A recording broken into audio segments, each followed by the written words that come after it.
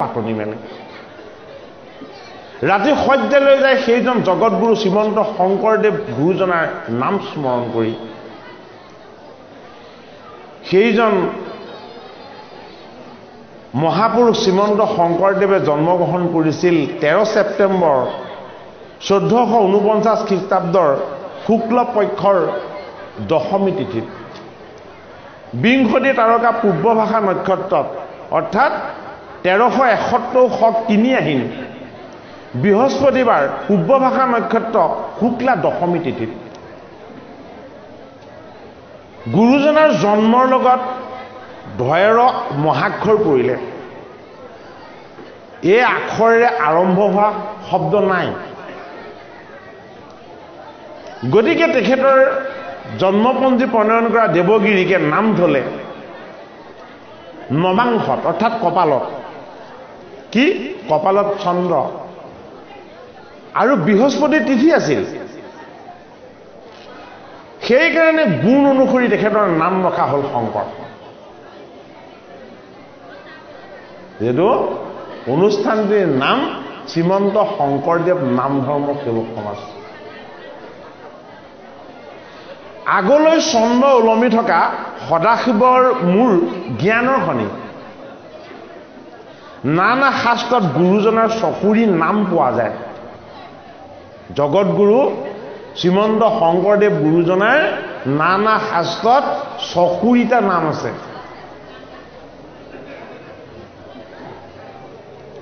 গুৰুজনাৰ লগত চকুৰি গুণ থকাৰ কাৰণে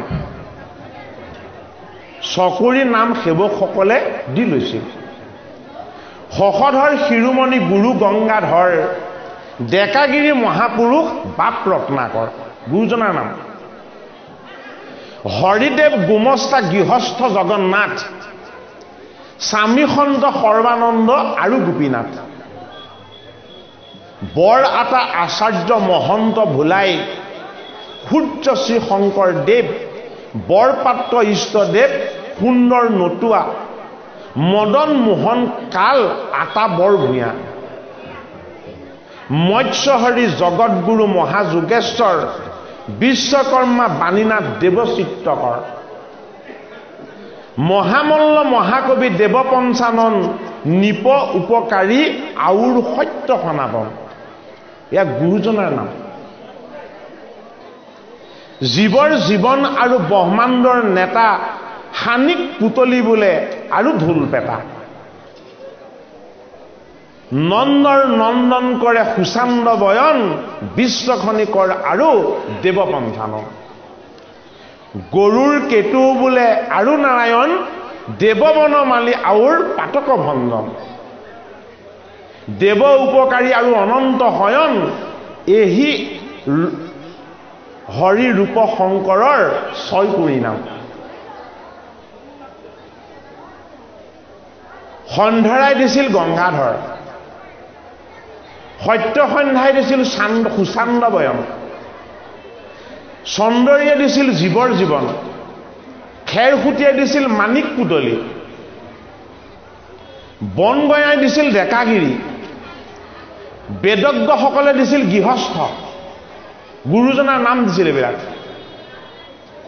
মাধৱে দিছিল বাপ আমি যে কওঁ ইজনে সিজনক বাপ বুলি या माधवे गुरुजनक दिया नाम ज्ञानन्तजने जगतगुरु বুলি সম্বোধন কৰে ভক্ত বিপ্ৰচয় মহাপুৰুষ বোলে সাৰ্বভৌময় নাৰায়ণ অনন্ত কণ্ডলীয় নন্দৰ নন্দন মহেন্দ্ৰ কণ্ডলীয় তেখেতক দেৱ বুলি সম্বোধন কৰিছে আৰু বিহাৰৰ নাৰীয়ে মদন মোহন শান্তি ৰাধিকাই পাতক ভঞ্জন কছাৰীসকলে দেৱ বনমালী শিল্পী দলে চিত্ৰকৰ সুতাৰসকলে বিশ্বকৰ্মা মুমুক্ষুসকলে দেৱ উপকাৰী ৰাঘৱাচাৰ্যই বাণীনাথ বিহাৰৰ লোকে নিপ উপকাৰী আৰু তাঁতীসকলে বিশ্বখনিকৰ আদি নাম গুৰুজনাৰ ৰাখিছিল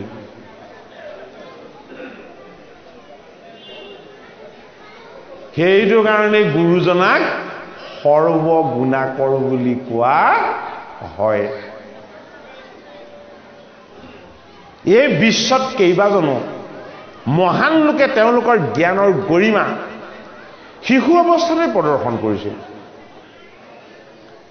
উদাহৰণস্বৰূপে মেকলে 8 বছৰ বয়সত বুৰঞ্জীবিদ হৈছিল। মেকলে বাইৰনে 10 বছৰ বয়সত কবিতা লিখিছিল। 10 বছৰতে বেকনো দাৰ্শনিক হৈছিল।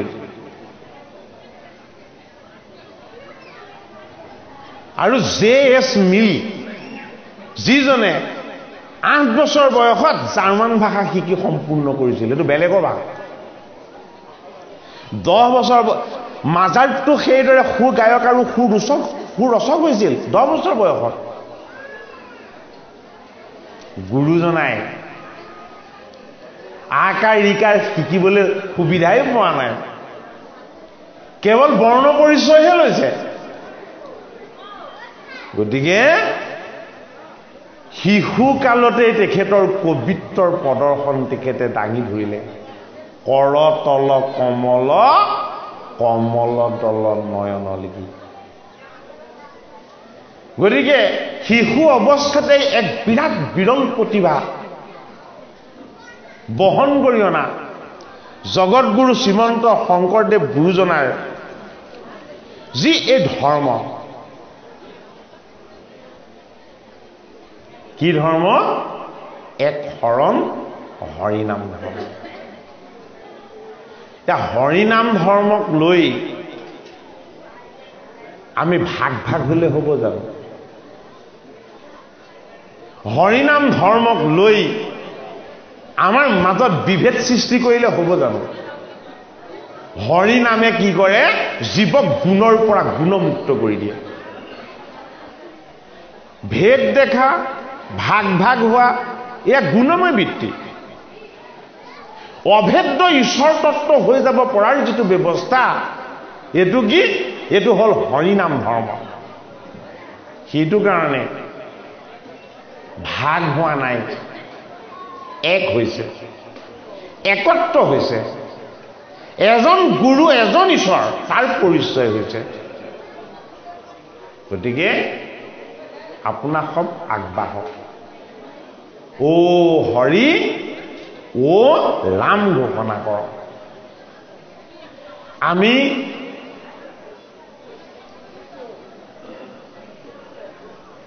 শ্ৰীমন্ত শংকৰদেৱ জগতগুৰু, এই কথা আমি সকলোৱে জানো। গুৰুজনা নিজেই এজন মহাভকত, হৰিভকত। কিন্তু অবৈষ্ণৱ গুৰুত শৰণ ললে শিষ্যৰ কোনোমতে কল্যাণ নহয় বুলি শাস্ত্ৰই কৈছে। কিন্তু যদি অবৈষ্ণৱ গুৰুত যদি শৰণ লোৱা যায়, তেতিয়াহ'লে শিষ্যৰ কেতিয়াও কল্যাণ নহয়। ইয়ে কৈছে, শাস্ত্ৰই কৈছে। ভাগৱতৰ 4ৰ্থ স্কন্ধত এই কথা লিখিছে। এ অবৈষ্ণৱ বিপ্ৰবাসী গুৰু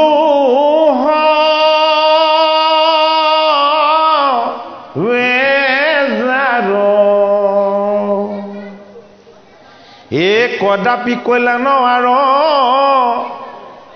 নুহিক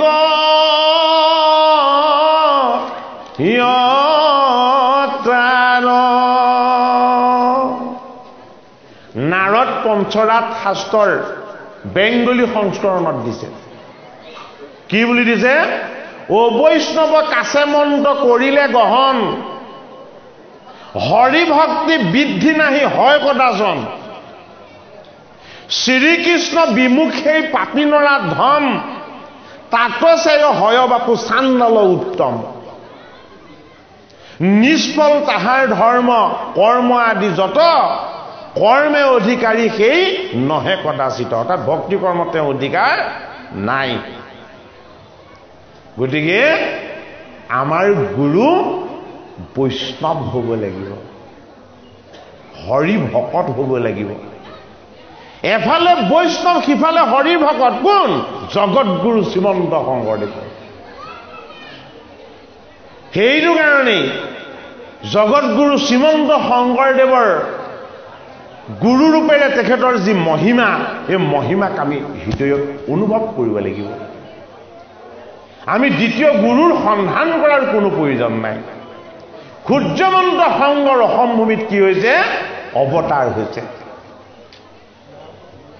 আমি যদি ঈশ্বৰ তত্ত্বৰ অৱতাৰবিলাকলৈ চাওঁ তেতিয়াও আমাৰ প্ৰত্যক্ষ হয় যে শ্ৰীৰাম ঈশ্বৰৰ এক শ্ৰেষ্ঠ অৱতাৰ কিন্তু ৰামচন্দ্ৰই লগে চগে নীলা হবে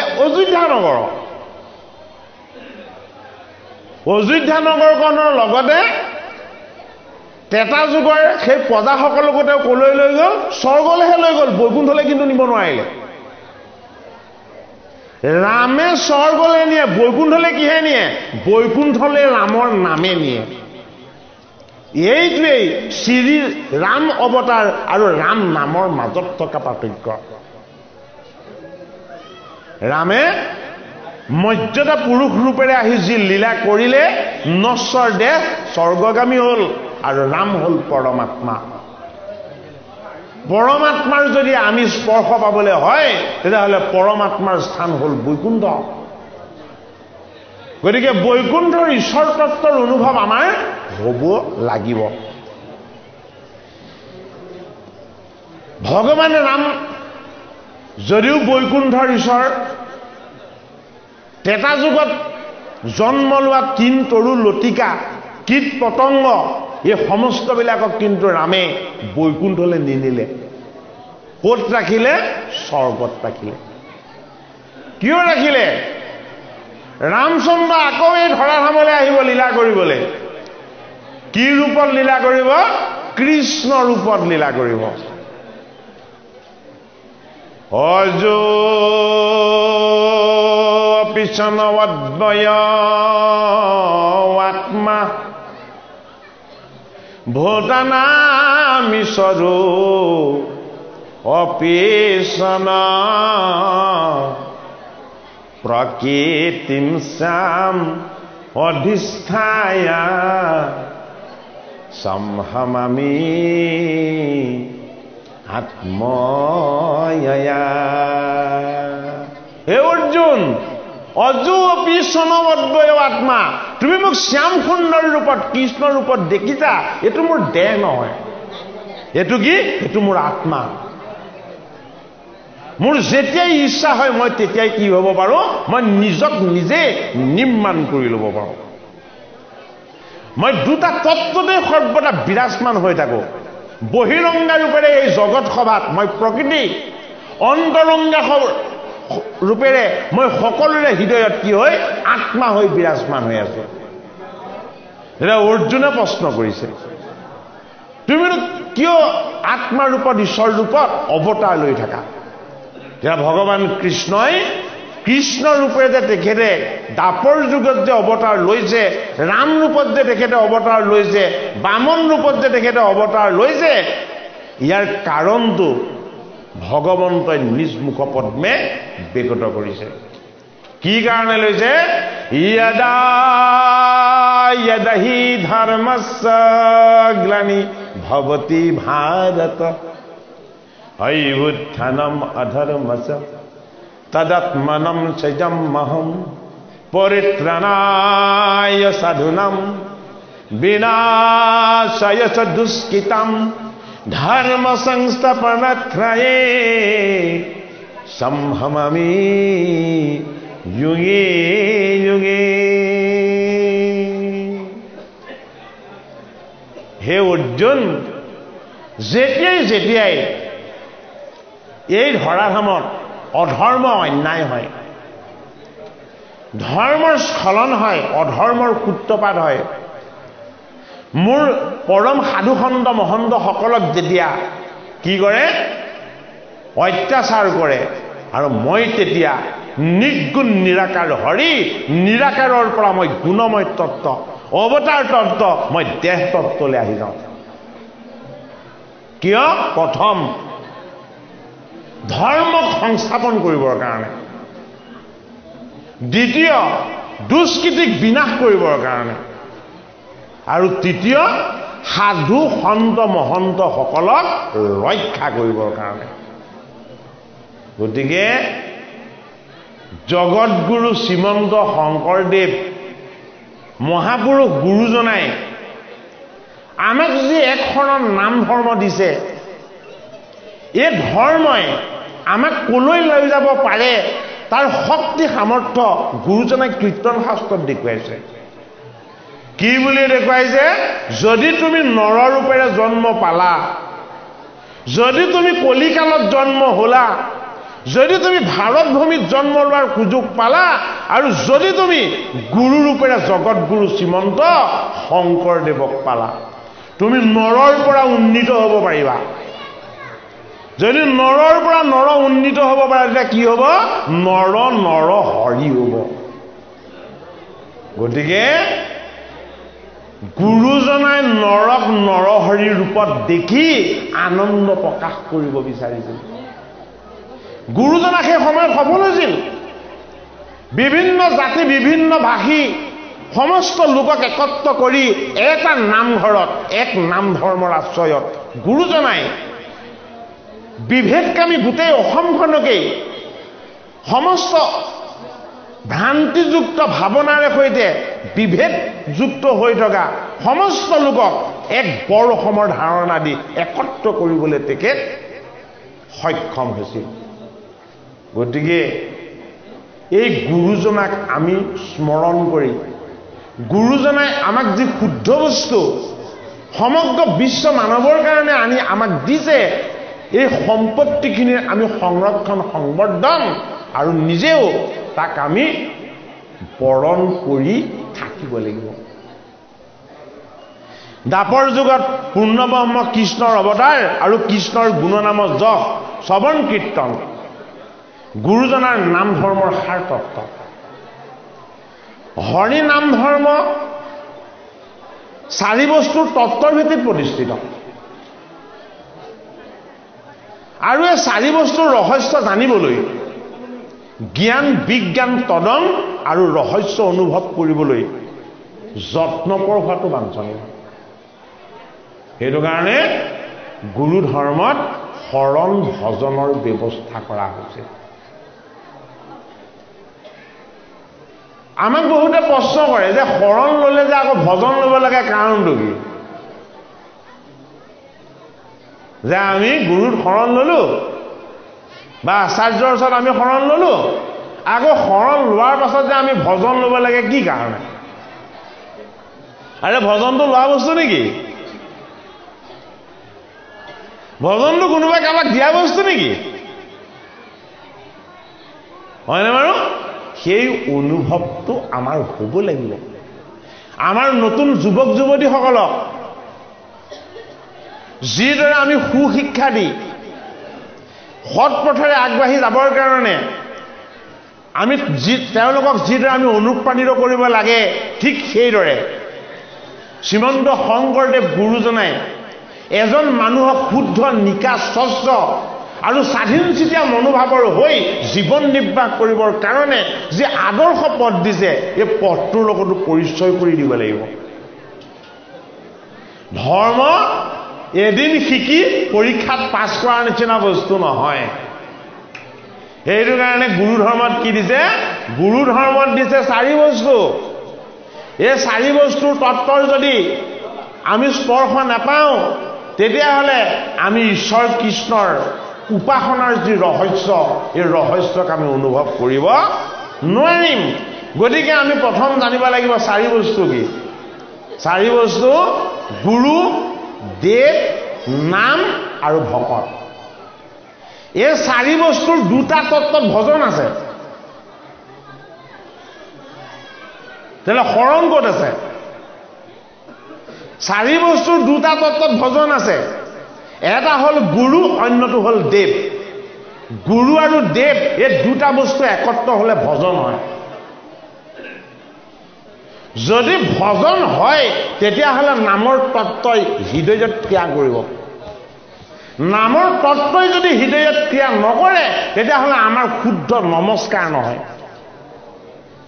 সেইটো কাৰণে ঈশ্বৰক নমস্কাৰ কৰিবলৈ একো দ্ৰব্য নাই। আমাৰ উদ্বোধক প্ৰাপ্তনাই কৈছে, অতি সুন্দৰকৈ বুজাইছে, বাস্তৱ ভক্তিৰ দিশটো তেখেতে দেখুৱাইছে। তেখেতে নাটক কৰা অভিনয় কৰা ভক্তিৰ পথটো দেখুওৱা নাই আচল বাস্তৱ ভকতিৰ ৰাস্তাটো দেখাইছে যে আমি যদি ভগৱন্তৰ তত্ত্ব ৰূপটোক যদি আমি প্ৰত্যক্ষ কৰিব বিচাৰো যেটাক আমি তদং বুলি কওঁ এই তদঙৰ তত্ত্বটো ক'ত লুকাই আছে তদঙৰ তত্ত্বটো লুকাই আছে হৰি নামত এফালে গুৰু অন্যফালে দেৱ আৰু তৃতীয় তত্ত্বটো হ'ল কি নাম এই তিনটা বস্তু যদি এক সংযোগ হৈ যায় সেইজন ভকত বা বৈষ্ণৱ হয় গতিকে গুৰু ধৰ্মত ভকত বৈষ্ণৱ ৰচনা হ'ব লাগিব অবৈষ্ণৱ গুৰুৰ পৰা লোৱা আমাৰ শৰণ ভজনে আমাক কেতিয়াও উদ্ধাৰ কৰিব নোৱাৰিব সেইটো কাৰণে মাধৱক কি উপদেশ দিলে জগতগুৰু শ্ৰীমন্ত শংকৰদেৱ গুৰুজনাই এ শুনিও মাধৱ মোৰ থাকিবা ৰস্থান এ কীৰ্তন দশম মোৰ মূৰ্তিৰ সমান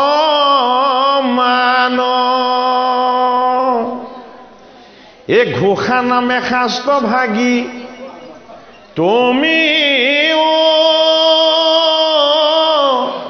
কৰিবা এ ঘোষা ৰত্নাৱলী মধ্যে তুমিও থাকিবা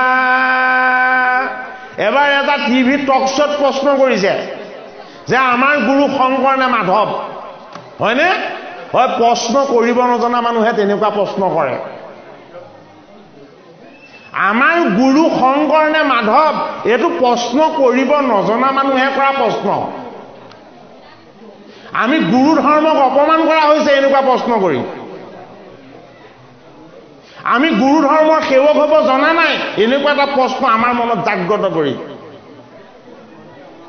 হয়নে কীৰ্তন দশম মোৰ মূৰ্তিৰ সমান ঘোষা নামে শাস্ত্ৰ ভাগিত তুমিও থাকিবা ঘোষা ৰত্নাৱলী মধ্যে তুমিও থাকিবা হয়নে নহয় গতিকে আমাৰ গুৰুজনাই চাৰি বেদৰ তত্ত্বক মন্থন কৰি কীৰ্তন দশম ঘোষা ৰত্নাৱলী কৰি গুৰুদেৱ নাম ভকতৰ তত্ত্বক প্ৰকাশ কৰি জ্ঞান বিজ্ঞান তদং ৰহস্যৰ যোগেদি আমি কিদৰে ঈশ্বৰৰ চৰণমুখী যাত্ৰাত অগ্ৰসৰ হ'ব পাৰো আমাক সেই শুদ্ধ পথটো দেখুৱাইছে সেইটো কাৰণে আমাৰ গুৰু কোন আমাৰ গুৰু হ'ল অভেদ্য ঈশ্বৰ আমাৰ গুৰু হ'ল আত্মা আমাৰ গুৰু হ'ল পৰমাত্মা শংকৰৰ মূৰ্তি হ'ল কীৰ্তন আৰু দশম মাধৱৰ মূৰ্তি হ'ল ঘোষা আৰু ৰত্নাৱলী তত্ত্ব এটাই কি চাৰি বেদৰ সাৰ চাৰি বেদৰ সাৰেই হ'ল নাম বস্তু এই নাম বস্তুক যিদৰে ভাগ কৰিব নাপায় ঠিক সেইদৰে শংকৰ আৰু মাধৱক কেতিয়াও ভেদ ভাৱ ৰাখি আমি দেখুৱাব নাপায় এজন গুৰু শংকৰ মাধৱ আমাৰ দুজন গুৰু নহয় আমাৰ গুৰু এজন গুৰু কোন এজন গুৰু শংকৰ মাধৱ শংকৰে কীৰ্তন দিছে মাধৱে ঘোষা দিছে যদি মাধৱৰ ঘোষা নহয় আমাৰ ভজন নহয় যদি মাধৱৰ ঘোষা নহয় আমাৰ ভকতিৰ সংস্কাৰ নহয় যদি গুৰুজনাৰ কীৰ্তন নহয় তেতিয়াহ'লে আমাৰ হৰিৰ উপাসনা নহ'ব গতিকে আমাৰ গুৰু শংকৰ নে মাধৱ এনেকুৱা ধৰণৰ বিভ্ৰান্তিকৰ প্ৰশ্ন আমাৰ বৈষ্ণৱ সমাজত যাতে দ্বিতীয় দিন কোনেও আনিবলৈ সাহস নকৰে আপোনালোকৰ সতি সন্তানক সেই অভেদ্য ঈশ্বৰ তত্ত্বৰ জ্ঞানমুখী বিদ্যামুখী জ্যোতিমুখী শিক্ষা আগবঢ়াবলৈ যত্ন কৰক মাধৱক আজ্ঞা কৰিলে শ্ৰীমন্ত শংকৰদেৱ গুৰুজনাই যে ঘোষা নামে শাস্ত্ৰ ভাগি তুমি নিৰ্মাণ কৰিবা তাত কোনো কাহিনী নানিবা তাত তুমি কি আনিবা তাত তুমি কেৱল শাস্ত্ৰত থকা শুদ্ধ ঈশ্বৰৰ যি মত ভকতিৰ যি তত্ত্ব নামৰ নিৰ্গুণৰ মহিমা ঈশ্বৰ তত্ত্বৰ ৰহস্য সমস্তখিনি একত্ৰ কৰি ভকতক ভকতিৰ অমৃত দান কৰাৰ তুমি প্ৰচেষ্টাত আগবাঢ়া মাধৱে সেইটো কাৰণে শাস্ত্ৰ ভাগত 6টা ছন্দ প্ৰয়োগ কৰিছে প্ৰথম নামঘোষাৰ ছন্দ হ'ল ছবি দ্বিতীয়ত নামঘোষাৰ ছন্দ হ'ল দুলৰি তৃতীয়ত নামঘোষাৰ ছন্দ হ'ল পদ চতুৰ্থত হ'ল লেচাৰী পঞ্চমত হ'ল ঘোষা ছন্দ আৰু ষষ্ঠত হ'ল নাম ছন্দ হৰিৰ নামক ছন্দৰ ৰূপ দিব পাৰিছে কোনে মাধৱে কিয় পাৰিছে গুৰু শংকৰৰ আশীৰ্বাদ তেওঁৰ শিৰত বিৰাজমান হৈ আছে ছবি কি ছবি গুণময় বস্তু ছবিয়ে কি কৰে ছবিয়ে মতি ভ্ৰম কৰে কাক কৰিছিলে লিওনাৰ্ডো দা ভিঞ্চি অকা সেই মনালিসা নামৰ ছবিখনে সেইজন যুৱকক কি কৰিছিলে উন্মাদ কৰি তুলিছিলে গতিকে ছবি এক বাহ্যিকমুখী ঈশ্বৰ দৰ্শনৰ ব্যৱস্থা মাধৱে ঘোষা আৰম্ভ কৰিছে কিহেৰে ছবি ছন্দৰে ছন্দটো ছবি লৈছে কিন্তু ছবিখন গুণৰ পৰা মুক্ত কৰি নিৰ্গুণ ছবি আঁকিব বিচৰা হৈছে এইটো কাৰণে ছবিখনৰ চাৰিটা চুকত তেওঁ চাৰিটা বস্তু প্ৰতিষ্ঠা কৰি লৈছে প্ৰথম জোকা ঘোষাত গুৰুক প্ৰথমটো চুক দ্বিতীয় জোকা ঘোষাত দেৱক দ্বিতীয়টো চুক তৃতীয় জোকা ঘোষাত নামক তৃতীয়টো চুক আৰু চতুৰ্থ জোকা ঘোষাত ভকতক 4 নম্বৰটো চুক এখন ফটোত চাৰিটা কোণ থাকে প্ৰথম কোণত গুৰুক দ্বিতীয় কোণত দেৱ তৃতীয় কোণত নামক আৰু চতুৰ্থ কোণত ভকতক বহুৱাই মাধৱে ঘোষা শাস্ত্ৰৰ পাতনি মেলিছে সেইটো কাৰণে শংকৰ আৰু মাধৱ অভেদ্য ঈশ্বৰ এক গুৰু আমি সেই দুজনক কেতিয়াও ভেদ বুলি ভাবিব নাপায় যেহেতু মাধৱে ঘোষা আৰম্ভ কৰিছে জগতগুৰু শ্ৰীমন্ত শংকৰদেৱৰ চৰম চিন্তা কৰি মুক্তিত নিস্পৃহ যিটো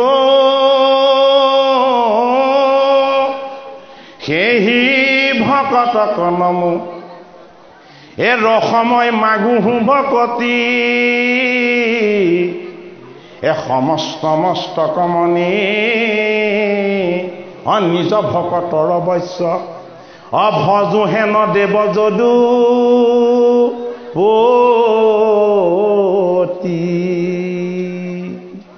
ৰজাৰ কাৰণে শংকৰ ঈশ্বৰ নহ'ব পাৰে হয়নে কেৱল বেদৰ উপৰুৱা কথাখিনিক লৈ পাণ্ডিত্যৰ জাহিৰ কৰা সেই সময়ৰ ব্ৰাহ্মণ আৰু বেদজ্ঞ পণ্ডিতসকলে শংকৰক গুৰু বুলি চিনি নাপাব পাৰে হয়নে মাধৱে শংকৰক দেখা পোৱাৰ লগে লগে চিনি পালে বোলে কি মই যিজন ভগৱানৰ সন্ধান নাপায় মই বলি দিবৰ কাৰণে পাঠা ছাগলী বিচাৰি ফুৰিছিলোঁ মোৰ মনটোক মই বাহ্যিকমুখী কৰিছিলোঁ সেইজন ভগৱানৰ সন্ধান মই আজি পাই গ'লোঁ সেইজন কোন সেইজন হ'ল জগতগুৰু শ্ৰীমন্ত শংকৰদেৱ যি শিষ্যই গুৰুক চিনি পায় সেই শিষ্য গুৰুতকৈও পূজনীয় কিয় গুৰুজনৰ প্ৰাণ হ'ল শিষ্য সেইটো কাৰণে গুৰুজন শিষ্যতকৈও শ্ৰেষ্ঠ কোনে দেখুৱাইছে জগতগুৰু শ্ৰীমন্ত শংকৰদেৱে দেখাইছে মাধৱক কি বুলি সম্বোধন কৰিছিলে বহাৰকু বুলি সম্বোধন কৰিছিলে যি বাহিহে যাব কোনোদিন নকমিব কোনজন বাহি যাব পাৰে যিজনৰ একান্ত গুৰুত ভকতি আছে যিজনে গুৰুৰ কৃপাত ঈশ্বৰ দৰ্শনৰ আনন্দৰ ভাগ পাইছে সেইজন কেতিয়াও টুটিব নালাগে সেইজন কেতিয়াও কমিব নালাগে সেইটো কাৰণে প্ৰথম জোকা ঘোষাত গুৰু হৰিৰ ভকতেই গুৰু কোন শংকৰ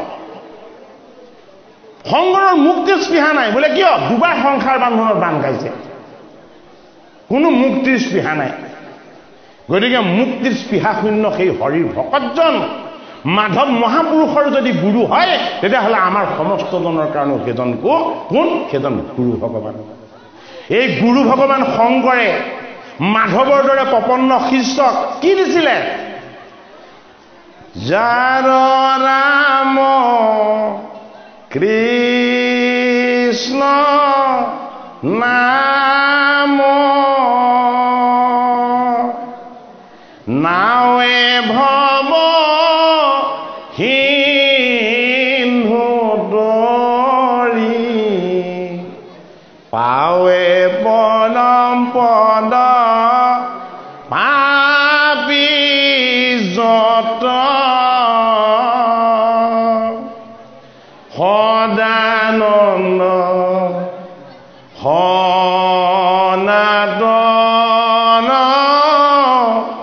হেনয় কৃষ্ণ সদা উপাসা হৃদয়ত।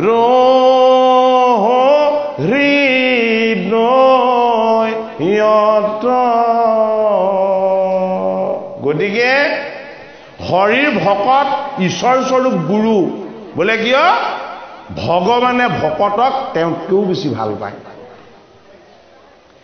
হৰিৰ ভকত স্বৰূপ গুৰুক যদি আমি চিনি নাপাওঁ তেতিয়াহ'লে আমি ঈশ্বৰক চিনি পাব নোৱাৰোঁ।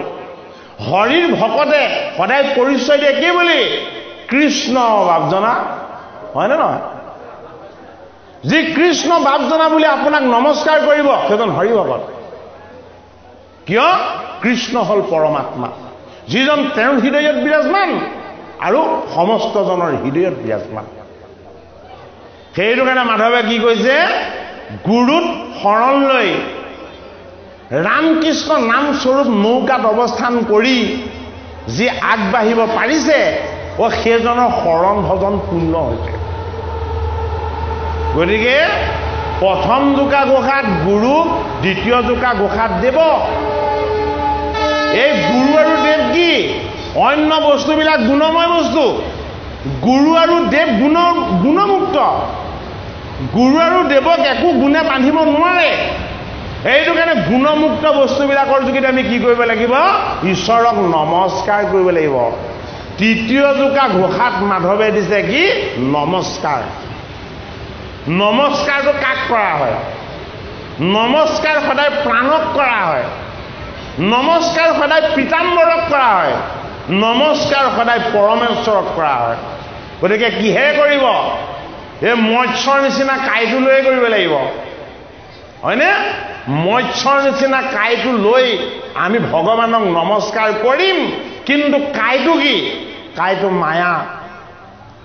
এই খাই থাকিলেও পেট নভৰে, পিন্ধি থাকিলেও কোনোদিন আনন্দৰ শেষ নহয়, নতুন নতুন পোছাক লাগে। সেইটো কাৰণে কি কৈছে? এই কাঁইটোত সংযম আনি ল'ব লাগিব। আমাৰ এই কাঁইটোত যদি আত্মসংযম নাথাকে তেতিয়াহ'লে হৰিৰ সেৱা নিখুঁত নিভাজ নহ'ব। সেইটো কাৰণে নমস্কাৰ ঘোষাত মাধৱ মহাপুৰুষে বুজিছে।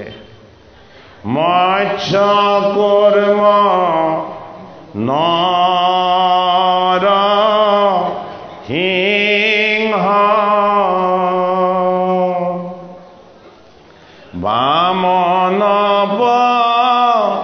ৰঘু ৰাম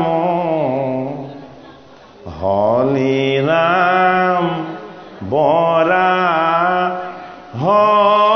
শ্ৰী ৰাম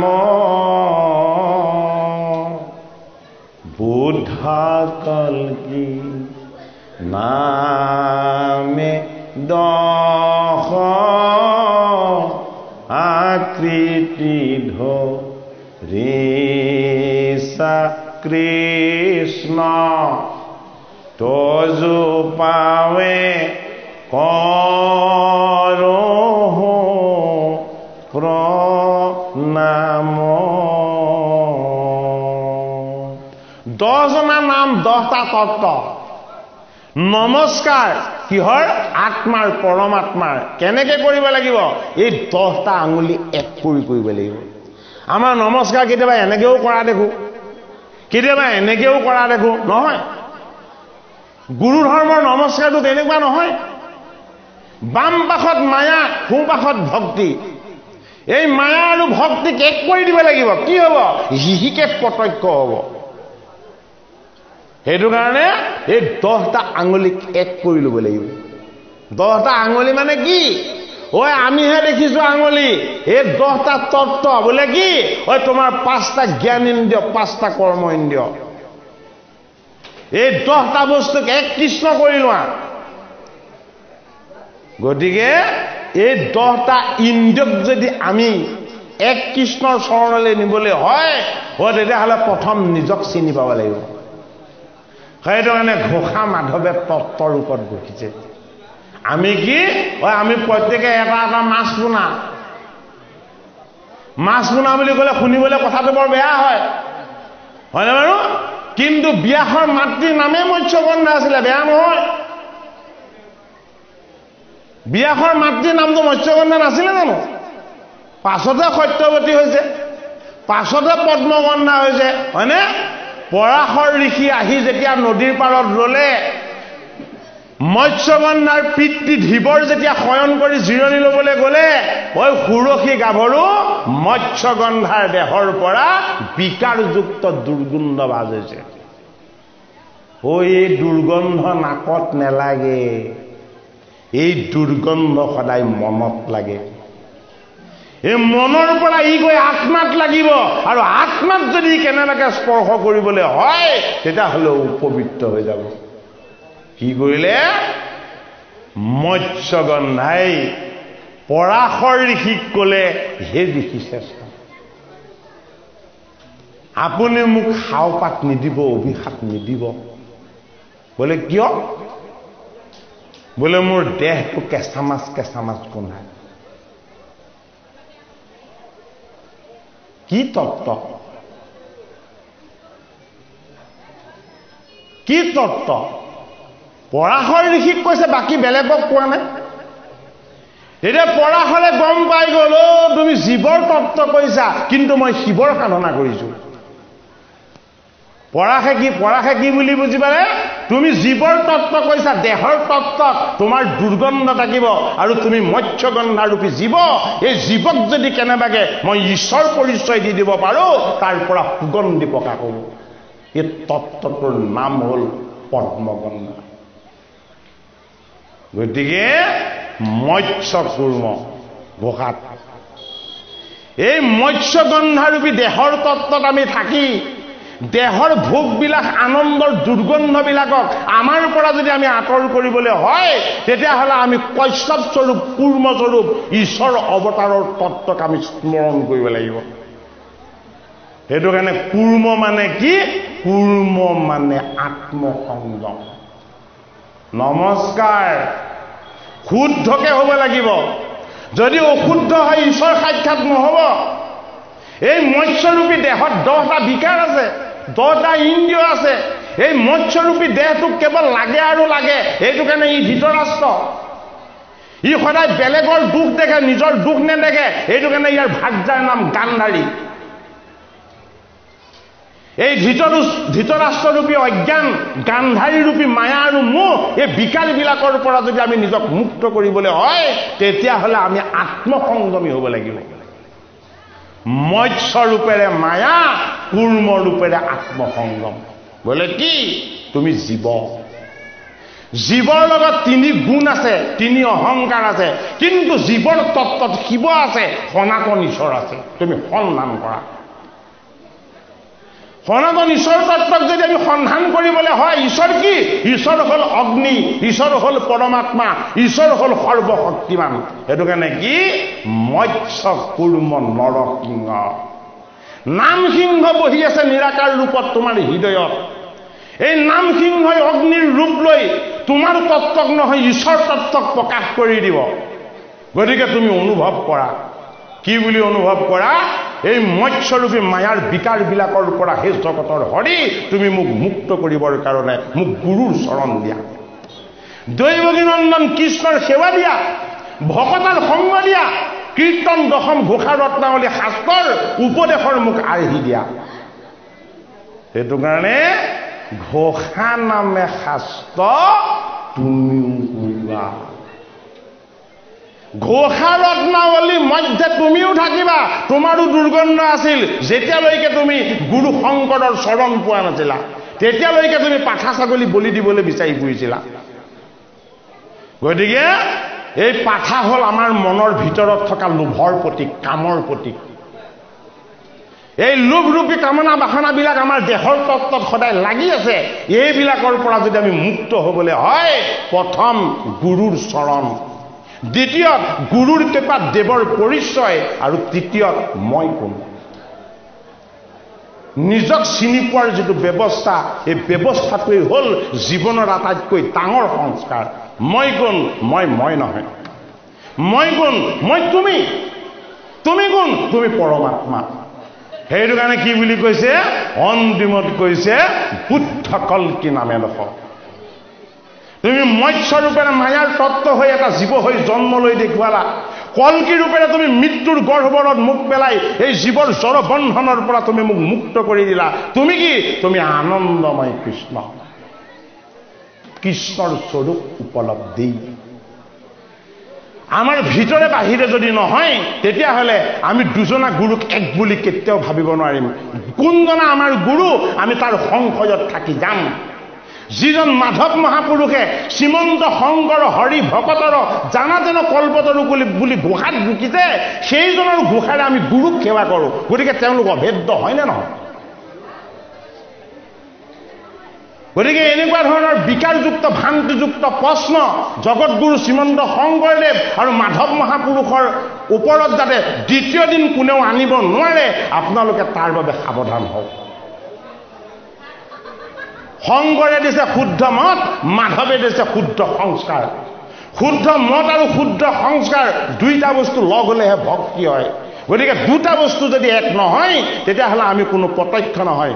দুখন ভৰি, দুখন হাত, দুটা চকু, দুখন কাণ,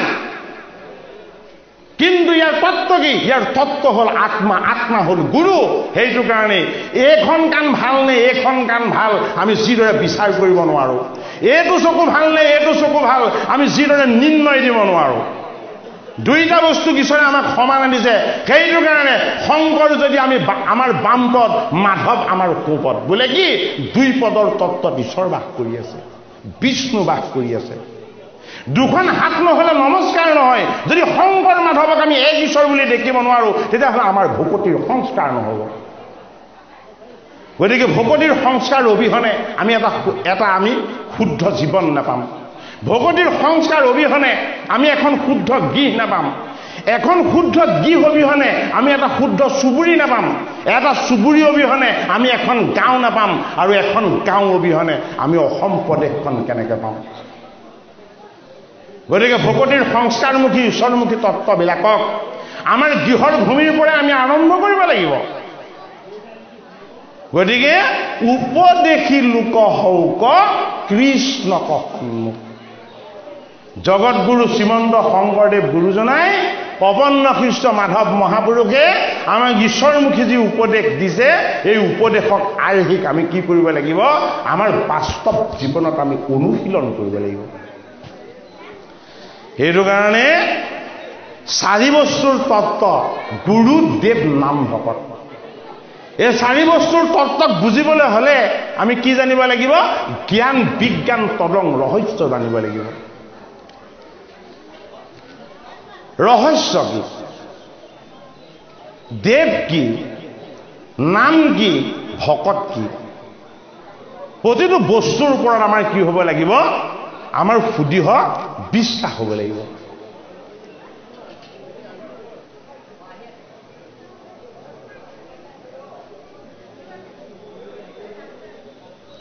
জ্ঞান বিজ্ঞান তদং আৰু ৰহস্য। জ্ঞানটো কাৰ বস্তু? জ্ঞানটো আত্মাৰ বস্তু।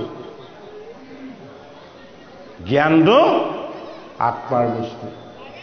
জ্ঞান পৰমাত্মাৰ সম্পত্তি। সেইটো কাৰণে নহি জ্ঞান সম পবিত্ৰম। জ্ঞানতকৈ পবিত্ৰ বস্তু একো নাই। কিন্তু এই জ্ঞান কি বস্তু? কেনেকুৱা বস্তু? ইয়াৰ পৰা আমাৰ কি লাভ হ'ব? সেইটোক জানিবৰ কাৰণে বিজ্ঞান জানিব লাগিব। জ্ঞান ঈশ্বৰ প্ৰদত্ত বস্তু। জ্ঞান কি? ই কি কৰিব? আমাক কি দিব? আমি ইয়াৰ পৰা কি ল'ব লাগিব? সেইটো জানিবৰ কাৰণে আমি কি কৰিব লাগিব? বিজ্ঞান জানিব লাগিব। সেইটো কাৰণে জ্ঞানৰ বিশেষ চিন্তন, জ্ঞানৰ বিশেষ পৰিচয়, জ্ঞানৰ বিশেষ কৰ্ষণ, জ্ঞানৰ বিশেষ সাধনা, এইটো হ'ল বিজ্ঞান। বিজ্ঞানে আমাক কলৈ নিব?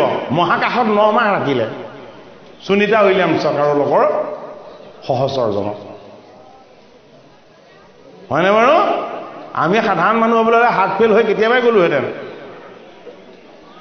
গতিকে মৰ্ত্যৰ মানৱে আকাশত যদি 9 মাহ দিন কটাব পাৰিছে, আমি ভূমিৰ মানুহ হৈ জগতগুৰু শংকৰদেৱ গুৰুজনে আমাক দিয়া এই শুদ্ধ বিচাৰ আৰু সংস্কাৰখিনি আমি আমাৰ অসমীয়াৰ মাজতে বিলাবলৈ যত্নকৰ হ'বই লাগিব। কাৰণ আমাৰ যাত্ৰা বুদ্ধমুখী, সংস্কাৰমুখী। গতিকে বিজ্ঞান যদি বিশেষ জ্ঞান হয়, এই বিশেষ জ্ঞানৰ পৰা আমি কি পাম? এই বিশেষ জ্ঞানৰ পৰা আমাৰ কি উৎকৰ্ষ সাধন হ'ব? সেই তত্ত্বটোৰ নাম হ'ল তদং। তদং মানে কি? তদং মানে তত্ত্ববোধ। জ্ঞান মই মানুহ, বিজ্ঞান মোৰ লগত দুটা তত্ত্ব আছে, এটা হ'ল প্ৰকৃতি, এটা হ'ল পুৰুষ। বিজ্ঞান এই প্ৰকৃতি আৰু পুৰুষৰ মালিক কোন? এই প্ৰকৃতি আৰু পুৰুষৰ মালিক হ'ল ঈশ্বৰ। এইটো কি? এইটো হ'ল তদং। উদাহৰণস্বৰূপে আৰু ৰহস্যটো কি? তেতিয়াহ'লে মই আৰু ঈশ্বৰৰ মাজত পাৰ্থক্য কি? মই কিমান দূৰত আছো, ঈশ্বৰ মোৰ কিমান পৰা আঁতৰত আছে? মই ঈশ্বৰৰ লগত আছো নে ঈশ্বৰ মোৰ লগত আছে? ঈশ্বৰ আৰু মই কিমান পাৰ্থক্যযুক্ত হৈ আছো, ঈশ্বৰ আৰু মই কেনেকে এক হৈ গৈছো? এইটোৰ অনুশীলন কৰিব পৰাৰ যিটো ব্যৱস্থা, সেইটোক কোৱা হৈছে ৰহস্য। জ্ঞান গুৰুৰ কৃপাত লাভ হ'ব। বিজ্ঞান গুৰুৱে দিয়া উপদেশ, গুৰুৱে দিয়া ভকতিৰ ৰহস্য। তদং এই দুইটা বস্তুৰ উপলব্ধি, আৰু ৰহস্য এই উপলব্ধি বাস্তৱ জীৱনত কৰা প্ৰয়োগ। সেইটো কাৰণে মাধৱে কি বুলি কৈছে? এই ৰহস্য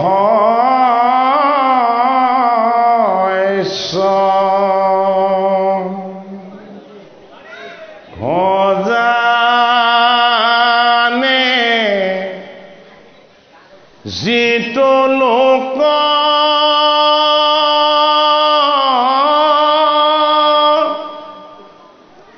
হততে কীৰ্তন কৰে মোক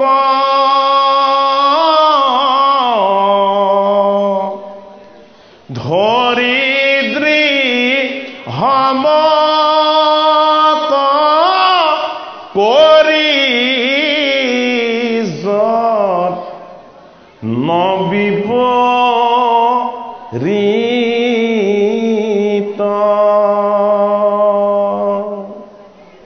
এই মোৰ সৰ্বোত্তম দুই পাৱে এ কৰে নমস্কাৰ ভক্তি ভাবে ও তাৰ মোৰ এৰি না হিকনা চিত ও তাৰ মোৰ এৰি না হিকনা চিত। গতিকে গুৰু জগতগুৰু শ্ৰীমন্ত শংকৰদেৱ মাধৱ মহাপুৰুষ অভেদ্য ঈশ্বৰ, এই গুৰুৰ পৰা আমি কি পালো? গুৰুৰ পৰা আমি জ্ঞান পালো। এই জ্ঞানটো কি? এই জ্ঞানটো হ'ল মই মিছা, তুমি সঁচা। মই অসত্য, তুমি সত্য শুদ্ধ সনাতন। মই জড়, তুমি হলা চৈতন্য। মই মায়াৰ সজ্জাত শুই আছো আৰু তুমি চৈতন্য হৈ চলাই আছা। এইটো হ'ল জ্ঞান, হয়নে? গতিকে এই জ্ঞানটোক আমি বিজ্ঞানলৈ নিব লাগিব। জ্ঞানটোক যদি আমি বিজ্ঞানলৈ নিব লাগে, তেতিয়াহ'লে কি কৰিব লাগিব? যে হে জগতৰ হৰি, তুমি নিৰাকাৰ। তোমাক ভজিবলৈ, তোমাৰ চৰণ উপাসনা কৰিবলৈ মোক যিজনে ৰাস্তা দেখাইছে, সেইজন মোৰ ভগৱান, সেইজন মোৰ গুৰু, হয়নে? গুৰুৰ জ্ঞানটোৰে যাতে মই তোমাৰ চৰণ পাব পাৰো, এইটো বিজ্ঞান। গুৰুৰ জ্ঞানৰ দ্বাৰা আমি কি পাব লাগিব? ভগৱানৰ চৰণ পাব লাগিব। ভগৱানৰ চৰণৰ নিকট পোৱাৰ পাছত আমাক কি লাগিব? তদং লাগিব, তত্ত্ববোধ লাগিব। অৰ্জুনক কি কৈছে? তত্ত্বৰূপে সখী জানি মোক তৰিবা দূৰ ঘূৰ দুখ হুগ যদি তদং জনা নাযায় জীৱনৰ দুখ সুখ দূৰ নহয় সেইটো কাৰণে তদংৰূপী তত্ত্ববোধটোৰ আমি অনুভৱ কৰিব পাৰিব লাগিব সেইটো কাৰণে তত্ত্বটো কি বোলে তুমি হলা তিনিটা তত্ত্ব জগতৰ হৰি কেইটা তত্ত্ব তিনিটা তত্ত্ব প্ৰথম তুমি বহিৰংগা ৰূপেৰে প্ৰকৃতি এই দেহটো কি এই দেহটো তেৱেই বোলে এই দেহটো মই নহয় জগত গুৰু শ্ৰীমন্ত শংকৰদেৱ গুৰুজনাৰ ধৰ্মই আমাকে শিক্ষা দিছে এই দেহটো মই নহয় এই দেহটো কোন এই দেহটো তুমি কেনেকে তুমি এইটো তুমি নিৰ্মাণ কৰা এটা চোলা তত্ত্বটো আমি কেনেকে জানিব লাগিব তদংটো এই চোলাটো তুমি পিন্ধিছা কেনেকে পিন্ধিছা তুমি তোমাৰ অংশ জীৱ হৈ আহি এই চোলাটো পিন্ধিছা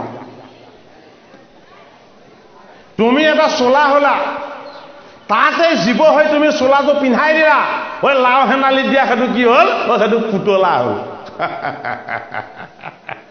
আমাৰ লাও হেনালিত পুতলা এটা দিয়ে নে নিদিয়ে চোলা এটা পিন্ধাই পুতলিকা এটা হয়নে দেহটো দিলা চোলাটো দিলা জীৱটো দিলা হয়নে সি পুতলা হ'ল হে জগতৰ হৰি জগতত কেৱল তুমিয়েই নিত্য তুমি চৈতন্য কি হলা তত্ত্বগণত তুমি আত্মা প্ৰৱেশ হৈ দিলা আত্মা প্ৰৱেশ হোৱাৰ কাৰণে কি হৈ গ'ল আমি কথা কৈ আছো কাণেৰে শুনি আছো চকুৰে দেখি আছো হাতেৰে কাম কৰিছো আৰু ভৰিয়ে খোজ কাঢ়িছো কোনে কৰি আছে গোটেইখিনি কোনে কৰি আছে হে পৰমাত্মা কৃষ্ণ তুমি কৰি আছা গতিকে মোৰ দেহটো তুমি পিন্ধি থকা এটা চোলা জীৱটো তোমাৰ অংশ পৰা প্ৰকৃতি ৰূপী তত্ত্ব আৰু আত্মা পৰা আৰু অপৰা দুই তত্ত্বৰ মালিক অৰ্জুনক কি বুলি কৈছে তত্ত্বটো জানিল কিয় ইমান কান্দিছা তুমি দ্বাৰকাৰ পৰা জিনি অনা কৃষ্ণ কুৰুক্ষেত্ৰৰ যুদ্ধৰ মধ্যম স্থানত ৰথখন ৰাখি দিয়াৰ পাছত অৰ্জুনে হুক হুককে কান্দিবলৈ লৈছে দুটা দৃষ্টি দেখাইছে গীতাত এটা কৌৰৱৰ ফালে দৃষ্টি আৰু অন্যটো পৃষ্ঠভাগত পাণ্ডৱ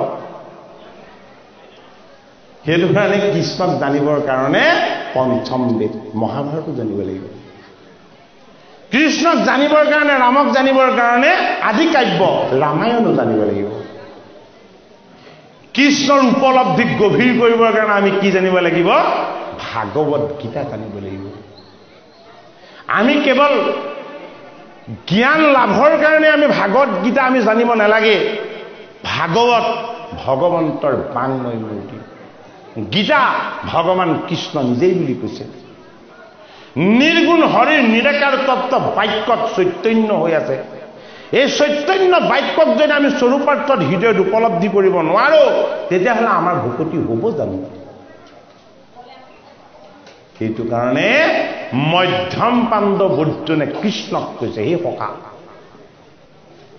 ৰথখন তুমি যুদ্ধক্ষেত্ৰৰ মধ্যম স্থানত ৰাখি দিয়া কৃষ্ণ কি কৃষ্ণ হ'ল ইচ্ছা অৰ্জুন কি এই ইচ্ছাৰ প্ৰকাশ কৃষ্ণ হ'ল ইচ্ছা অৰ্জুন হ'লে এই ইচ্ছাৰ প্ৰকাশ ৰথখন যেতিয়া মধ্যম স্থানত ৰাখি দিলে অৰ্জুনে সন্মুখলৈ চাইছে যে মই কাৰ লগত যুদ্ধ কৰিবলৈ আহিছো সন্মুখ ফালটো চাই লওঁ প্ৰথম দেখিছে কাক পিতামহ ভীষ্ম যাক কুলৰ গুৰু বুলি সদায় সেৱা কৰে দ্বিতীয়ত দেখিছে দ্ৰোণাচাৰ্যক যিজনে হাতত তেওঁক ধৰি ধৰি ধনুবান শিকাইছিল তৃতীয়ত দেখিছে শৈল্যক যিজন তেওঁ মাতৃমাতাৰ জ্যেষ্ঠ ভাতৃ মোমায়েক তৃতীয়তে দেখিছে শকুনিক মোৰ গান্ধাৰী মাতাৰ ভাতৃ গোটেইখিনিকে যেতিয়া আপোন দেখিবলৈ ললে অৰ্জুনৰ দেহটো পুৰিবলৈ ললে গতিকে কুৰ্ম বিচাৰ সংস্কাৰ, দৃষ্টি সংস্কাৰ, এইবিলাক আমাক অতি প্ৰয়োজনীয় বস্তু। অৰ্জুনে যিমান বাহিৰলৈ চাই দিলে সিমান বিভেদ দেখি গ'ল।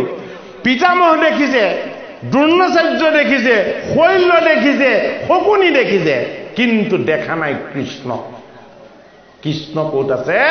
কৃষ্ণ পৃষ্ঠভাগত আছে। যুধিষ্ঠিৰ ক'ত আছে? পৃষ্ঠভাগত আছে। ধৃষ্টদ্যুম্ন ক'ত আছে? অৰ্জুনৰ পৃষ্ঠভাগত আছে। সন্মুখত কোন আছে? সন্মুখত আছে 11 অক্ষহীনী কৌৰৱ। গতিকে জীৱৰূপেৰে আমি অৰ্জুন, ঈশ্বৰৰ অংশ। আমাৰ দৃষ্টি সদায় বাহ্যিকমুখী। আমাৰ সন্মুখ ভাগেই হ'ল কৌৰৱ। এই কৌৰৱৰ তত্ত্বত আমি ভ্ৰমিত হৈ আছো। আমি ঈশ্বৰক নাজানো, ঈশ্বৰৰ চৰণ সেৱা নকৰো। হৰিৰ গুণ গালে, গীত গালে কি লাভ হ'ব? একো লাভ নহয়। এই ভ্ৰমটো যেতিয়ালৈকে আমাৰ মনত থাকিব, ই জন্মৰ পৰা মৃত্যুলৈকে থাকিব। এইটো কাৰণে এইজন হ'ল আমাৰ পিতামহ। জন্মৰ পৰা মৃত্যুলৈকে মনত থকা ভ্ৰমটো, এইটো পিতামহ। ই আমাক ভ্ৰমিত কৰি ৰাখে। এইটো কাৰণে কুৰুক্ষেত্ৰৰ যুদ্ধত সেই পিতামহ 10 দিনৰ সেনাপতি। আমাৰ সন্মুখত থকাজনেই কৌৰৱৰ সেনাপতি। গতিকে সন্মুখত থকা কৌৰৱৰ সেনাপতিজনক আমাৰ দেহ তত্ত্বত আমি বিচাৰ কৰি চাব জানিব লাগিব। এইজনেই পিতামহ, জন্মৰ পৰা মৃত্যুলৈকে মোৰ লগত থাকিব। বোলে কি? মোৰ মনৰ ভ্ৰমটো। এই মনৰ ভ্ৰমটো যেতিয়ালৈকে থাকিব তেতিয়ালৈকে ভেদ দেখা যাব। অৰ্জুনে কেৱল কান্দিছে, কেৱল কান্দিছে। ভগৱান কৃষ্ণই অৰ্জুনে যেতিয়া কান্দিবলৈ ললে, কৃষ্ণই তেতিয়া ঈষৎ ঈষৎ হাঁহিবলৈ ললে। জন্মতেও কান্দিছিলা, দ্বাৰকাৰ পৰা মোক জিনি আনোতে হাঁহিছিলা, যুদ্ধ ক্ষেত্ৰত আহি তুমি আকৌ হুক হুককে কান্দিবলৈ ললা। হে অৰ্জুন, মই তোমাক কান্দিবলৈকে আনিছিলো। কলৈ? এই সংসাৰলৈ। এই সংসাৰত জীৱৰ জড় তত্ত্ব আৰু মই চৈতন্য কৃষ্ণ, ইয়াৰ উপলব্ধি তুমি যেতিয়ালৈকে গভীৰ কৰিব নোৱাৰিবা তেতিয়ালৈকে তোমাক মই কন্দুৱাই ৰাখিম। গতিকে সন্মুখত আমাৰ কৌৰৱ, অহংকাৰ ৰূপেৰে দুৰ্যোধন, হিংসা আৰু দেশ ৰূপেৰে দুঃশাসন, বিজাতীয় কৰ্ম ৰূপেৰে কৰ্ম, মনৰ দুষ্ট বুদ্ধি ৰূপেৰে শকুনি মামা, পাপ বৃত্তিবিলাক হ'ল শৈল্য, আৰু আধৰুৱা কৃপাৰ আচাৰ্য ৰূপেৰে কৃপাচাৰ্য আমাৰ সন্মুখত সজাই থোৱা আছে। এই বস্তুখিনিক যদি আমি আত্মপৰিচয় কৰি আমি যদি ভালদৰে বিচাৰ কৰি ল'ব নোৱাৰো, ধৰ্মৰূপী আত্মা আমাক ধাৰণ কৰিছে, কোনোদিন অস্থিৰ হোৱা নাই। যুধিষ্ঠিৰ আমাৰ পিছত থাকিব। আত্মবুদ্ধি ৰূপেৰে ভীম আমাক চলাই আছে, আমাক কৰাই আছে। ভীম আমাৰ পাছত থাকি যাব। আৰু মধ্যম স্থানত আমি জীৱ। কেনেকে? এমূৰত জন্ম, সিমূৰত মৃত্যু। এই জন্ম আৰু মৃত্যুৰ মাজত মধ্যম স্থানত বহি এই অৰ্জুন ৰূপী কৃষ্ণৰ অংশ সখাই কেৱল কান্দিছে, কেৱল কান্দিছে, কেৱল কান্দিছে। গীতা শাস্ত্ৰত কান্দি থকা অৰ্জুনক ভগৱান কৃষ্ণই অজ্ঞান, অবিদ্যা, মায়া, মোহ এই বন্ধনবিলাকৰ পৰা মুক্ত কৰিবৰ কাৰণে ভগৱান কৃষ্ণই অৰ্জুন ৰূপী জীৱক পৰম কৃপা কৰিলে। মাধৱ মহাপুৰুষে আমাক কি বুলি কৈছে? শোক মোহ মহা পংক মাজে অৰ্জুন মগন ভোলা দেখি। এই অৰ্জুন ৰূপী জীৱই মই ক'ৰ পৰা আহিছিলো, মই ক'লৈ যাব লাগিব, মোৰ কৰণীয় কৰ্তব্য কি আৰু মই কৰি আছো কি, এই বিচাৰ বিশ্লেষণবিলাক যদি আত্ম অনুশাসনৰ যোগেদি, আত্মসংযমৰ যোগেদি, ঈশ্বৰ সেৱাৰ যোগেদি, ভকত ভগৱন্তৰ আশ্ৰয়ৰ যোগেদি যদি কৰিবলৈ অভ্যাস নকৰে, তেতিয়াহ'লে অৰ্জুনে কন্দাৰ নিচিনাকে এই জগতত যিমান জীৱ আছে অন্তিম সময়লৈকে কেৱল হাহাকাৰ কৰি থাকিব লাগিব। এইবাৰ অৰ্জুনে এটা সৎবুদ্ধি পালে ভগৱান কৃষ্ণৰ কৃপা। ভগৱান কৃষ্ণৰ চৰণত স্পৰ্শ কৰি অৰ্জুনে কৈ দিলে, হে কেশৱ, তুমি মোৰ গুৰু, তুমি মোৰ ভগৱান, তুমি মোৰ ঈশ্বৰ, মই তোমাৰ চৰণত শৰণ লৈছো, মই তোমাৰ চৰণত আশ্ৰয় লৈছো, মোৰ কায় বাক্য মন সকলো তুমি, মই নিজক পাহৰি গৈছিলো। ভগৱান কৃষ্ণই হাঁহি হাঁহি কবলৈ লাগিল। গীতাৰ দ্বিতীয় যুগ কি? সাংখ্য যুগ। এই সাংখ্য যুগৰ অদ্বৈতৰ ঈশ্বৰ তত্বৰ জ্ঞান অৰ্জুন ৰূপী জীৱৰ যদি কেনেবাকে নহয়, অৰ্জুন হতাশগ্ৰস্ত হৈ থাকিব, সুখ আৰু মোহৰ পংকৰ মাজত পৰি তেওঁ কি হ'ব? তেওঁ অত্যন্ত দুখিত হৈ থাকিব। সেইটো কাৰণে গীতাৰ দ্বিতীয় অধ্যায়ত অৰ্জুন ৰূপী জীৱৰ যিমান বিষাদ আছিলে, এই বিষাদবিলাকক কৃষ্ণই কি কৰিলে? ভগৱন্তৰ প্ৰসাদ কৰিলে। গতিকে আমাৰ বিষাদবিলাকক আমি প্ৰসাদ কৰিব পাৰিব লাগিব। আমাৰ দুখ যন্ত্ৰণা কষ্টবিলাকক আমি আনন্দ কৰি ল'ব পাৰিব লাগিব। গতিকে মৎস্য হ'ল চঞ্চলতাৰ প্ৰতীক, কুৰ্ম হ'ল আত্মসংযমৰ প্ৰতীক। জীৱ চঞ্চল, দেহ চঞ্চল, কিন্তু পৰমাত্মা কৃষ্ণ ধীৰ স্থিৰ। কোনোদিন একো বস্তুৱে তেওঁক অস্থিৰ কৰিব নোৱাৰে। সেইটো কাৰণে গুৰুজনাই আমাক 4 তত্বৰ যোগেদি ঈশ্বৰ সেৱাৰ পথ দেখুৱাইছে। বোলে কি? জ্ঞান বিজ্ঞান তদং ৰহস্য। আমি জ্ঞান গুৰুৰ পৰা, বিজ্ঞান দেৱৰ তত্বৰ পৰা, তদং এই গুৰু আৰু দেৱৰ তত্ত্বত নাম বস্তুৰ নিৰাকাৰ উপাসনাৰ দ্বাৰা আমাৰ তত্ত্বভেদ হ'ব। ৰহস্য তত্ত্বৰ সন্ধান পালে ৰহস্যত আমি কি হ'ব পাৰিম? এক হ'ব পাৰিম। ৰহস্য একো জটিল নহয়, ৰহস্য তেনেই সহজ। আমাৰ ৰহস্য বুলি ক'লে ভয় কৰে, আৰু এইটো কি? ৰহস্যটো কি? গুৰু ধৰ্মৰ গোটেইখিনি বস্তুৱেই ভাবি চালে সহজ, একো জটিল নহয়। আমি জটিল নিজে কৰি লৈছো। গুৰুজনাই অতি শুদ্ধ, সহজ, সৰল, অতি নিৰ্মল ধৰ্ম এটা আমাক দিছে। বোলে কি? শাস্ত্ৰ আচাৰ্য আমাৰ গুৰু। কোন? কীৰ্তন দশম ঘোষা ৰত্নাৱলী। গীতা আৰু ভাগৱত আমাৰ গুৰু। কি? গুৰুজনাৰ মূৰ্তি গুণময় নহয়। শংকৰৰ মূৰ্তি কি? শংকৰৰ মূৰ্তি কীৰ্তন। শংকৰৰ মূৰ্তি কি? শংকৰৰ মূৰ্তি ভাগৱত। কাৰণ ভাগৱতৰ এটা নাম হ'ল দশম। যদি আমি কীৰ্তন নকৰোঁ, কীৰ্তন ঘোষা আমি শ্ৰৱণ কীৰ্তন নকৰোঁ, যদি আমি ভাগৱত শাস্ত্ৰ শ্ৰৱণ কীৰ্তন নকৰোঁ, শ্ৰীমন্ত শংকৰ হৰি ভকতৰ বুলি ক'লে গুৰু সেৱা হ'ব জানো? হয়নে? শ্ৰীমন্ত শংকৰ হৰি ভকতৰ বুলি ক'লে আমাৰ গুৰু সেৱা নহয়। কীৰ্তনৰ চতুৰ্বিংশতি অৱতাৰ তত্ত্ব, সমন্তক হৰণ, গাহগজুণ্ড উপাখ্যান,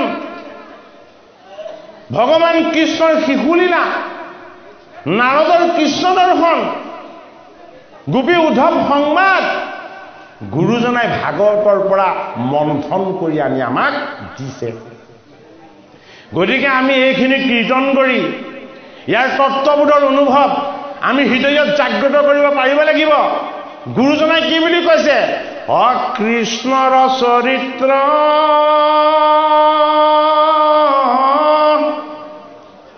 পৰম অমৃত,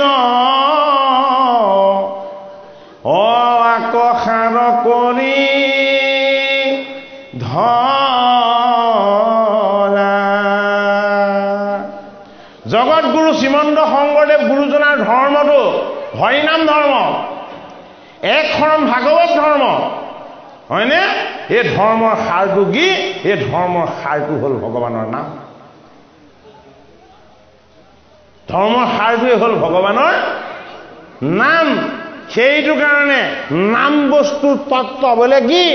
নাম নিৰ্গুণ। নাম কি হ'ব লাগিব? নাম তোমাৰ চৰিত্ৰ হ'ব লাগিব। বোলে তোমাৰ চৰিত্ৰ মানে কি? বোলে কৃষ্ণৰ চৰিত্ৰ। আমি ইমান দিনে মণিকূটত সোমোৱাই ৰখা গুৰুজনৰ এই কৃষ্ণৰ চৰিত্ৰ পৰম অমৃত, এই ৰহস্যৰ ফালে আমি কোনোবা দিনা গৈছো জানো? নাই যোৱা। আৰু আমি যাবলৈ যত্ন পৰো হোৱা নাই।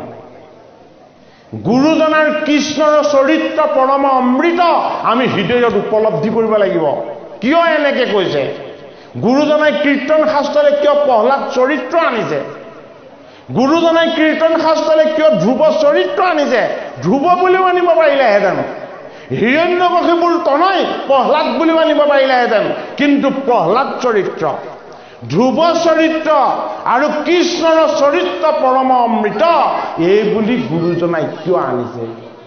অৰ্থাৎ কৃষ্ণ এক কেৰেক্টাৰ, কৃষ্ণ এটা চৰিত্ৰ।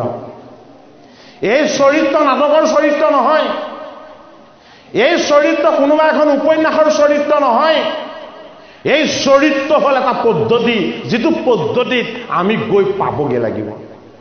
সেইটো কাৰণে এটা বস্তু যদি চৰিত্ৰ হ'বলৈ হয় তেতিয়াহ'লে তাত তিনিটা বস্তু সংযোগ হ'ব লাগিব। চৰিত্ৰ হ'বলৈ প্ৰথম সংযোগ হ'ব লাগিব কি? অনুশীলন, এক্সাৰচাইজ বুলি কওঁ আমি। গতিকে ভকতৰ সংগৰ অনুশীলন, গুৰু সেৱাৰ অনুশীলন, কীৰ্তন দশম ঘোষাৰ ৰত্নাৱলী শ্ৰৱণ কীৰ্তনৰ অনুশীলন। আপোনালোকে 34 সংখ্যক ৰাজ্যিক বাৰ্ষিক অধিৱেশন পাতিছে, এয়া আপোনালোকৰ অনুশীলন নহয়, এয়া আপোনালোকৰ কৃষ্ণৰ চৰিত্ৰ। আপোনালোকে কৃষ্ণৰ চৰিত্ৰক চৈতন্য কৰিছে। অসমৰ বিভিন্ন প্ৰান্তৰ ভকত বৈষ্ণৱ সমস্ত জনৰ নিৰ্মল চৰণ সেৱা কৰি দৈৱকীনন্দন কৃষ্ণৰ আশীৰ্বাদৰ ভাগ ভিক্ষা কৰিছে। আৰু প্ৰত্যেকেই এই 3 দিনীয়া সেৱা ভাগত কায় বাক্য মনেৰে ত্যাগ স্বীকাৰ কৰিছে। গতিকে কৃষ্ণৰ চৰিত্ৰটোৰ ওচৰ পাবলৈ আমি প্ৰথম ভক্তিৰ অনুশীলন কৰিব লাগিব, যিটোক আমি এক্সাৰচাইজ বুলি কওঁ। ভক্তিৰ অনুশীলন কৰিলে অনুশীলনবিলাক এদিন অভ্যাস হয়, সেইটোক কোৱা হয় হেবিট। অভ্যাস যেতিয়া নিপুণ হ'ব তাক কোৱা হয় স্বভাৱ। স্বভাৱ যেতিয়া এক স্বৰূপত পৰিণত হ'ব তাক কোৱা হয় চৰিত্ৰ। ধ্ৰুৱ চৰিত, প্ৰহ্লাদ চৰিত আৰু কৃষ্ণৰ চৰিত্ৰ। গতিকে এই ৰহস্য যদি আমি ভেদ কৰিব নোৱাৰো তেতিয়াহ'লে কৃষ্ণৰ চৰিত্ৰৰ পৰম তত্ত্বৰ কথা আমি কেনেকে সাক্ষাৎ কৰিব পাৰিম? মাধৱ মহাপুৰুষে ছবি চন্দত ছবি আঁকিলে, গুণময় ছবি নহয়, নিৰ্গুণ ছবি। 6টা চন্দ্ৰৰে তেওঁ ঘোষা সামৰিছে। প্ৰথম আৰম্ভ কৰিছে ছবি চন্দ্ৰ আৰু সমাপ্ত কৰিছে কিহেৰে? নাম চন্দ্ৰৰে। ছবি গুণময়, নাম নিৰ্গুণ। ছবি কেৱল এটাই, আত্মাৰ পৰমাত্মাৰ গুৰুৰ। নামো এজনৰেই, কেৱল পৰমাত্মাৰ গুৰুজনাৰ ঈশ্বৰৰ। সেইটো কাৰণে এই নাম তত্ত্বৰ অনুশীলন যদি আমি কৰিবলৈ হয়, প্ৰথম অনুশীলন, দ্বিতীয় অভ্যাস, তৃতীয় স্বভাৱ আৰু চতুৰ্থত চৰিত্ৰ। এই চৰিত্ৰৰ ওচৰ পাওঁতে আমাৰ হৃদয়ত কৃষ্ণ বস্তুৰ কৰ্ষণ হ'ব লাগিব, অনুভৱ হ'ব লাগিব। আমি প্ৰত্যক্ষে কৃষ্ণক পোৱাৰ যি নিৰ্মল আনন্দ, এই আনন্দত আমি ডুব যাব লাগিব। সেইটো কাৰণে গুৰুজনাই মাধৱ মহাপুৰুষে নামঘোষা শাস্ত্ৰ, নাম চন্দ্ৰ যেতিয়া তেখেতে ঘোষিছে, নাম চন্দ্ৰত প্ৰথম 852 নম্বৰ আৰু 853 নম্বৰ এই দুজোকা ঘোষাত নাম অনুশীলন কৰাইছে। নাম অনুশীলন কেনেকে কৰিছে? অন্য বস্তুৰ দৰে, অন্য কথাৰ দৰে নামৰ অনুশীলন নহ'ব। নামৰ অনুশীলন হ'বলৈ প্ৰথম দৃষ্টিৰ হৈ ল'ব লাগিব। নামৰ অনুশীলন হ'বলৈ প্ৰথম ঈশ্বৰ আৰু মই এক হৈ ল'ব লাগিব। নামৰ অনুশীলন হ'বলৈ জগতৰ সমস্ত বিকাৰৰ পৰা আমি মুক্ত হৈ ল'ব লাগিব। সেইটো কাৰণে প্ৰসংগীয়া ঘোষাত কি বুলি কৈছে? কৃষ্ণ ৰাম কৃষ্ণ ৰাম কৃষ্ণ ৰাম কৃষ্ণ কৃষ্ণ ৰাম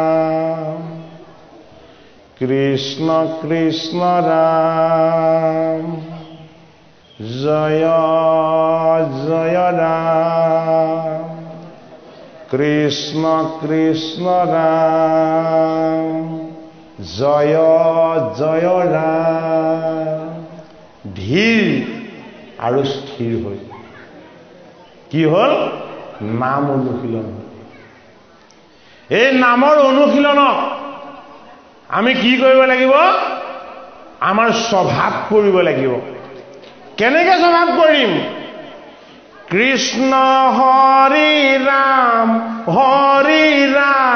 ৰাম ৰাম ৰাম অনন্ত ঐচ্যুত সনাতন নাৰায়ণ প্ৰাণ ক'ত সামৰিলে প্ৰাণত সামৰিলে বোলে নাম কি নাম মোৰ প্ৰাণ নাম কি নাম পৰমাত্মাৰ পৰম তত্ত্ব তুমি কি তুমি কৃষ্ণ হৰি তুমি ৰাম ৰাম ৰাম সুধিহ বিশ্বাস নামত আমাৰ হ'ব লাগিব সেইটো কাৰণে কি কৰিছে 845 নম্বৰ জোকা ঘোষাৰ যোগেদি মাধৱে নামৰ তত্ত্বক প্ৰাণৰ তত্ত্বৰ লগত এক কৰি আমাক নামক কি কৰালে অনুশীলনটোক অভ্যাসত পৰিণত কৰালে এই অভ্যাসত পৰিণত কৰা নাম আমাৰ কি হ'ব লাগিব আমাৰ স্বভাৱ হ'ব লাগিব এই স্বভাৱত যদি নাম কেনেবাকৈ ৰূপান্তৰ হ'বলৈ হয় নাম কি নাম গুৰু নাম কি নাম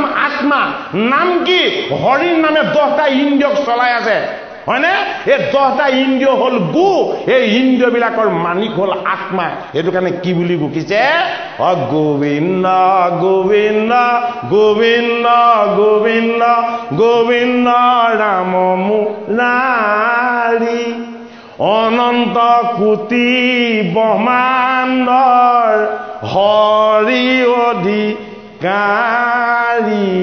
হে জগতৰ হৰি তোমাৰ নামৰ অনুশীলন কৰিছিলো তোমাৰ নামৰ অনুশীলন কৰিলত এই নাম মোৰ অভ্যাস হৈছে এই অভ্যাস এটা মোৰ স্বভাৱলৈ ৰূপান্তৰ হৈছে বোলে কি এই গোটেই ব্ৰহ্মাণ্ডখন তুমিয়েই এই জগত সভাত তুমিয়েই প্ৰত্যেকতে বিৰাজমান হৈ আছা মই তোমাক পোৱা নাছিলো তোমাৰ নাম লোৱাৰ লগে লগে মই তোমাৰ তত্ত্বৰ সম্ভেদ পালো গতিকে হৰিৰ নাম আমি অনুভৱী বস্তু কৰি আমাৰ হৃদয়েৰে আমি হৰিৰ নাম ঘোষণা কৰিব লাগিব সেই পথটোহে আমাক গুৰুজনাই দেখুৱাইছে নাম ধৰ্মত গতিকে নাম ধৰ্মত শৰণ আছে ভজন আছে নামৰ তত্ত্ব তৰং আছে ঈশ্বৰৰ ভক্তিৰ তত্ত্ব ৰহস্য আছে গুৰুৰ কৃপাত দেৱৰ কৃপাত নামৰ মহিমাত প্ৰকাশ যদি কৰে তেতিয়াহ'লে আমি বিশৃংখল বান্দৰৰ নিচিনা জীৱন দিলেও ৰাক্ষসৰ নিচিনা যি টি খাবলৈ মন কৰিলেও ভালুকৰ দৰে আমি সংসাৰৰ গুহাত থাকিলেও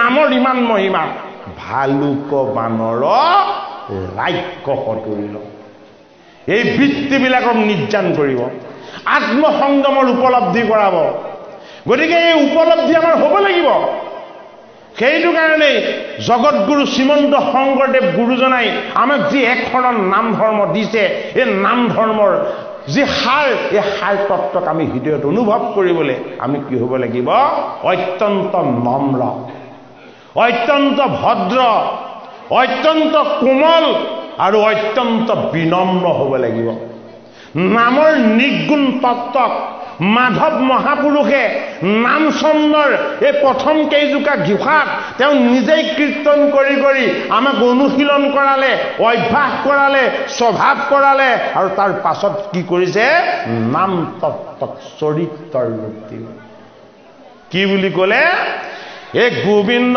ৰাম মুৰাৰী মুকুন্দ ৰাম মুৰাৰী এ ভকতি ৰোচন দুখ বিমোচন ভকতৰ ভয়হাৰী এ পৰম পুৰুষ পৰম আনন্দ পৰম গুৰু মুৰাৰী এ অনাদি অনন্ত ঐচ্যুত গোবিন্দ ভকতৰ ভয়হাৰী হে হৰি তোমাৰ আৰু মোৰ মাজত একো পাৰ্থক্য নাই তোমাক চিনি নোপোৱাৰ কাৰণে মোৰ এই দেহত 10জন শত্ৰু আছিলে এই শত্ৰুবিলাক হ'ল মোৰ মোৰ মানে অজ্ঞান, মোৰ মানে অবিদ্যা। হে পৰমাত্মা, এই অজ্ঞান আৰু অবিদ্যাক বিনাশ কৰি দিওঁতা তুমি মুৰাৰী। ক'ত আছিলা? তুমি মোৰ লগতে আছিলা। তোমাক মই চিনি পোৱা নাছিলো, আৰু কাৰ যোগেদি চিনি পাইছো? গুৰুৰ কৃপাত, দেৱৰ কৃপাত, নামৰ মহিমাত, আৰু তোমাৰ চৰণত কায় বাক্য এক কৰি সৰল হোৱাৰ কাৰণে তোমাৰ সান্নিধ্য পাইছো। গতিকে অনাদি অনন্ত ঐচ্যুত গোবিন্দ ভকতৰ ভয় হাৰি। যেতিয়ালৈকে ভকতৰ সংসাৰৰ ভয়, কৰ্মবন্ধনৰ ভয়, মৃত্যুৰ ভয়, এই সকলোখিনিৰ পৰা ভকত যেতিয়ালৈকে মুক্ত নহ'ব, তেতিয়ালৈকে আমি ঈশ্বৰৰ ৰহস্য ভকতিৰ ভাগ পাইছো বুলি আমি কেতিয়াও ক'ব নোৱাৰিম। যেতিয়ালৈকে ভকতৰ লগত মই জানো বুলি, মই পাৰিলো বুলি, মই কৰিলো বুলি এনেকুৱা অহংকাৰ যদি কেনেবাকে থাকে, তেতিয়ালৈকে ৰহস্য ভক্তিৰ ভাগ কেতিয়াও নেপাব। যিহেতু মই নহয়, মই তুমি। তোমাৰ কৃপাত মই বৰ্তি আছো। যি কৰিছো মই কৰা নাই, কোনে কৰিছে? তুমি কৰিছা। সেইটো কাৰণে 1000 জোকা ঘোষা জুকি, 1000 জোকা ঘোষা প্ৰণয়ন কৰি, 1000 জোকা ঘোষাত অনন্ত হৰিৰ অনন্ত নামৰ তত্ত্ব, ঈশ্বৰৰ অনন্ত মহিমা সমস্তখিনিক যেন ব্যক্ত কৰিবলৈ যত্ন কৰি মাধৱ মহাপুৰুষে 1000 নম্বৰ জোকা ঘোষাত বিনম্ৰভাৱে কান্দিছে। হে কৃপালু গুৰুমূৰ্তি, বাপ বান্ধৱ, ঈশ্বৰ স্বৰূপ, ভকত বৈষ্ণৱ সমস্ত, যে আমিও আজি আপোনালোকৰ ওচৰত কান্দিবলৈ আহিছিল। আমি নাজানো শাস্ত্ৰৰ কথা, নাজানো হৰি কথা, নাজানো ৰহস্য কথা, আমি অতি মহমতি। অথচ আপোনালোকে আপোনালোকৰ এই 34 সংখ্যক বাৰ্ষিক অধিৱেশনত আপোনালোকৰ উদাৰতা, আপোনালোকৰ বিশালতা আৰু আপোনালোকৰ মহানুভৱতাক আপোনালোকে আমাক প্ৰত্যক্ষ কৰালে। আমাক এই বিশিষ্ট সভাৰ নিৰ্দিষ্ট বক্তাৰ দৰে এক গধুৰ আসন আপোনালোকে আমাক আগবঢ়ালে, যিটো আসনৰ কাৰণে আমি বিন্দু মাত্ৰ যোগ্য নহয়। মাধৱে যিদৰে কান্দিছে ঘোষাৰ অন্তত, যে মোৰ সমান মুখমতী আৰু এই জগতত কোনো নাই, এয়াই শুদ্ধ ভক্তি। গতিকে আমাতকৈ অজ্ঞানী আৰু এই জগতত কোনো নাই। আপোনালোকৰ এই 34 সংখ্যক বাৰ্ষিক অধিৱেশনত আজি উপবিষ্ট হোৱা বিভিন্ন প্ৰান্তৰ পৰা অহা ভকত বৈষ্ণৱ, আই, শিশু, আমি সমস্তজনক ভগৱন্ত কৃষ্ণৰ, জগতগুৰু শ্ৰীমন্ত শংকৰদেৱ মাধৱ মহাপুৰুষৰ আনন্দময় ঈশ্বৰ তত্ত্বৰ অকণমান অমৃত আমি বিলাবলৈ যত্ন কৰিলোঁ। ইয়াত নিজৰ বুলি নিপেন শইকীয়াৰ এটা কথাও নাই। যি পাইছোঁ মাধৱে দিয়া, জগতগুৰু শ্ৰীমন্ত শংকৰদেৱ গুৰুজনাই দিয়া। যদি ইয়াত কিবা ভুল ত্ৰুটি হৈছে, এয়া আমাৰ আপোনালোকৰ চৰণত ক্ষমাৰ প্ৰাৰ্থনা থাকিল। সমস্ত দায় দুখ আপোনালোকে আমাক মৰিষণ কৰিব বুলি আমি আশা ৰাখি, আপোনালোকৰ দৰে সাধুসন্ত মহন্তজনৰ চৰণ আমি পুনৰ সেৱা কৰাৰ সুযোগ আৰু সুবিধা আমাক ভগৱানে যাতে দিয়ে, এই আশা ৰাখি মাধৱে যিদৰে এই সুৰ ৰস মাধৱ মূৰ্খমতি গাওঁ, আমিও যি ক'লোঁ, আপোনালোকৰ আগত যি আগবঢ়ালোঁ, আমি মূৰ্খমতি, আমাক যদি কিবা দুখ হৈছে, সমস্ত দুখ আপোনাক ভকত বৈষ্ণৱৰ এজন সেৱক বুলি আপোনাক সবে মৰিষণ কৰিব। আৰু আজিৰ এই পবিত্ৰ অনুষ্ঠানৰ নিৰ্দিষ্ট বক্তাৰ যি সামান্যতম অকণমান ভাষণ, এই ভাষণৰ আমি ইমানতেই সামৰণি মাৰিছোঁ। জয়তু জগতগুৰু শ্ৰীমন্ত শংকৰ। কৃষ্ণ কৃষ্ণ কৃষ্ণ।